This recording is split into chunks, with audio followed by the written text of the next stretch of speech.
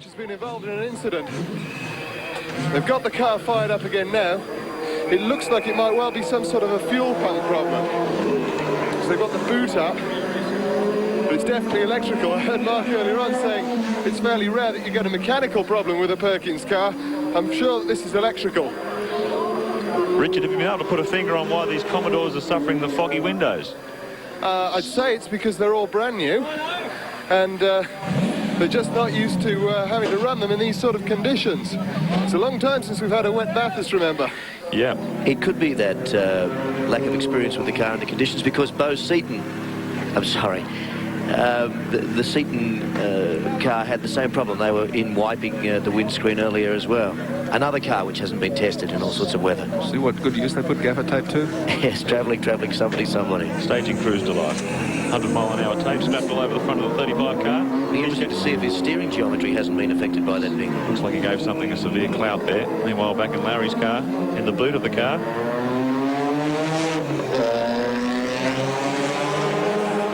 Well, our information is that John Bower and the PJ car came together, and Bower's expected back into the pits in just a matter of moments. With damage to the rear. So, Extraordinary rate of attrition and crashes. And we've just gone 2 hours in the event. This sort of thing can win or lose motor races.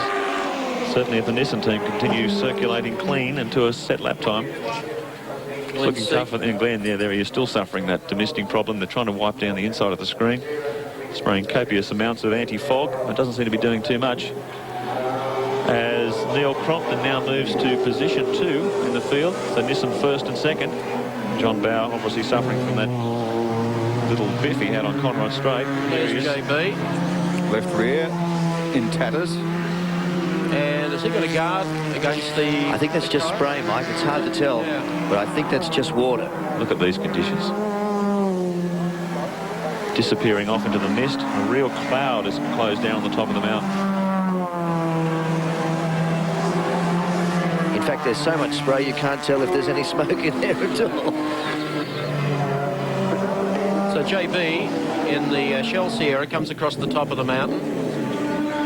Back with Glenn Seaton, the number 30, Peter Jackson, Falcon V8.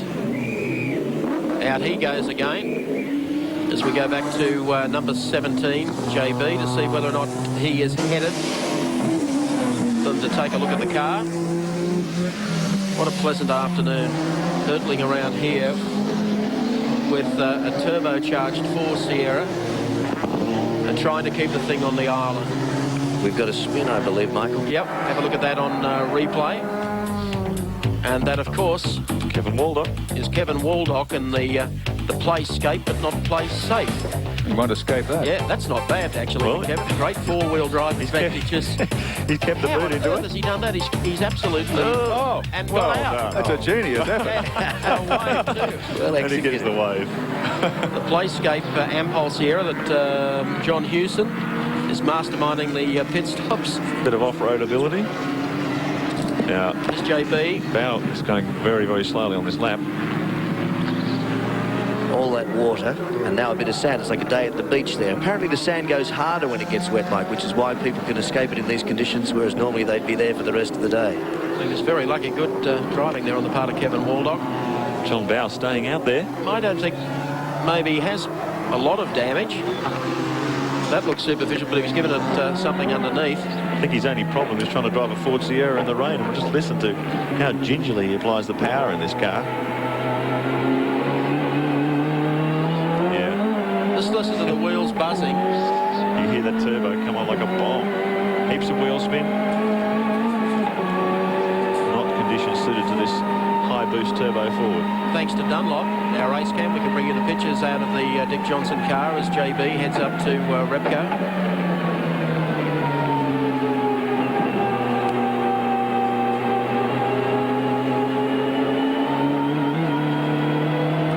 You don't fully appreciate the conditions that the drivers are facing here today.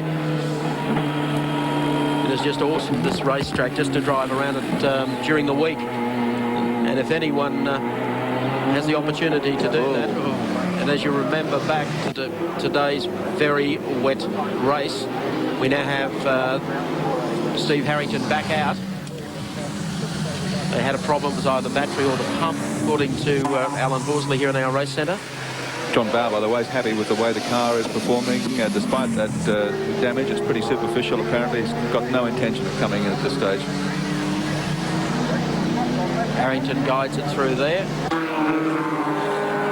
Seems to be running fine now.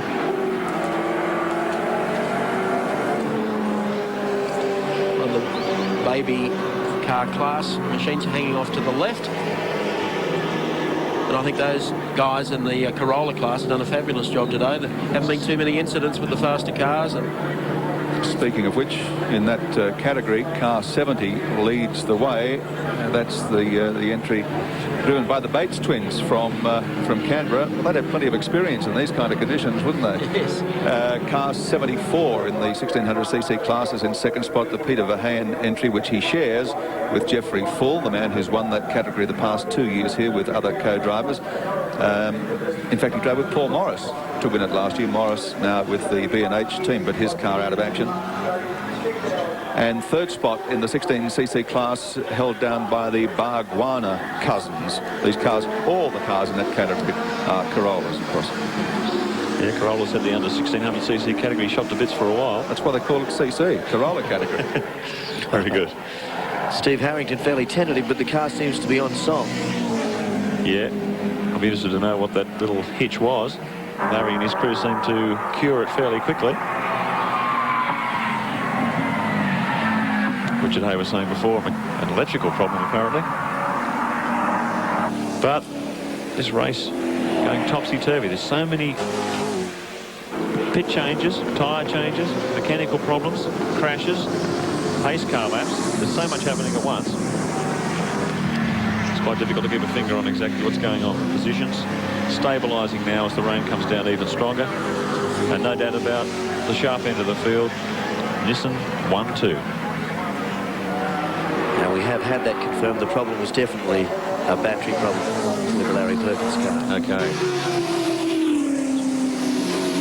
And there is our leader, Jim Richards, making it look all so easy, even though it'll be very difficult out there. Take a look on the Caltex race score.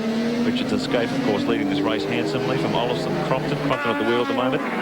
Number 17, Johnson and Bower. Sierra looking a bit worse for wear, but still hanging into third. Position 4, Longhurst and Chicotto hanging on to fourth position in car 25. Rounding out the top 5, car 4, Gibbs and Onslow.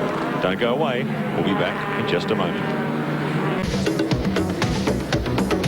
Well, the second hour gone here at Bathurst, and you could sum it up in 3 words: rain, rain and more rain. That's caused a lot of action in the pits. Let's have a look at, first of all, at Grice and Percy combination bringing their V8 Commodore in for a change to the wet conditions. And think of Wayne Gardner, how he felt in his first stint driving a touring car in the rain. The first casualty there, the 26 car, Jem Spares Commodore.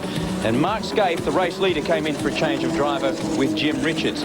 Out on the track, Glenn Seaton had time for a quick drink. Might be cold outside, but gee, it's hot inside those fire suits.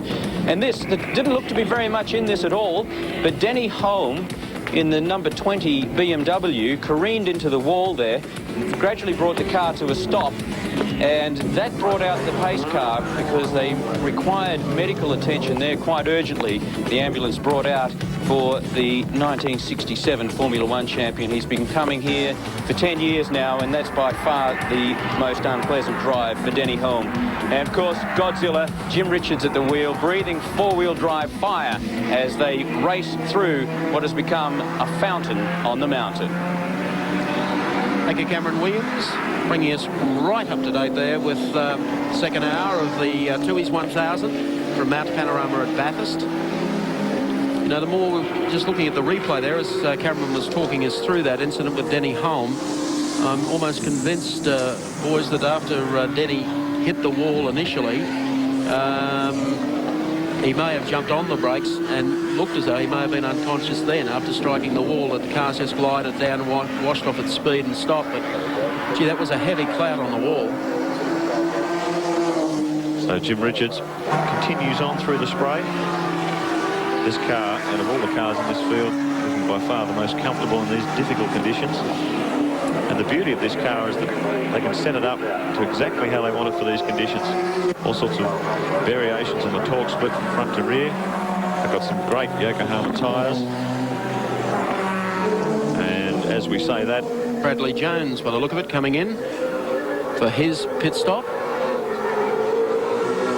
he's just trickling down the pit lane. That's Bradley coming in now, car number 15. Order still the number 1 Winfield Nissan over the 2 car. Cromley at the wheel. John Bow runs in 3rd. Tony Longhurst, Johnny Chicotto is in 4th place. Then Mark Gibbs in the GIO Commodore. Regulation stop, hands raised in the air. Still plenty of drama going on inside the cockpit of these cars. Mark Gibbs in the GIO Nissan on the side. Which has a dent in the door, I notice. Obviously involved in an incident. And speaking of incidents, while we were in the break, Mike, I saw Steve Harrington, who I said looked fairly tentative, have a moment at the end of Conrod. Yes, slide off there. He's able to catch it and refire the engine and head back out again. Dropped a few spots. It has dropped a couple of spots there. Their problems continue. So 15 cars still in the pits there for 48, 49 seconds. And meanwhile, the Moffat car back in as well. Prolific range of pit stops here as the rain continues to bucket down and turn this race upside down. It's a tough old day for not only the pit crews, also a pretty tough old day for our 7 crew here at Mount Panorama. Sparing a thought for all those guys out on the 30-odd cameras around the circuit. Very unpleasant. And those working the pits. Let's go down to Richie. Thanks, Mike. Well, the problem with the 9 car is that it's had a misfire. They're not quite sure what the problem is, but they are fairly sure that it has something to do with the wet weather. They've taken the opportunity to change the tyres and refuel the car as well. Alan Moffat, we noticed there, Richie, also helping out to try and defog the car. Sure, I asked him if he wanted to have a quick word with you, and he said after Charlie's had his pit stop, Charlie O'Brien's got out of the car and Gary Brabham's got in, and still working away underneath the bonnet to see if they can isolate just what the problem is with the misfire. There's the number 25 car. Thanks for that, Richie. Heading down Conrod Straight. Lights ablaze, punching holes through the gathering gloom. He swings down into Caltech's chase. Johnny Chicotto. He's had a long stint in that car, really. Sure has. Yet another drama in the pits. I'm sorry to interrupt you there, Mark, but car 15, the Thomas Mazzera Brad Jones car, has a blown fuse, and it's the wiper fuse. Oh, dear. Thanks, Dougie. Amazing. Could have used the line, it never rains but it pours, but it didn't seem appropriate, did it?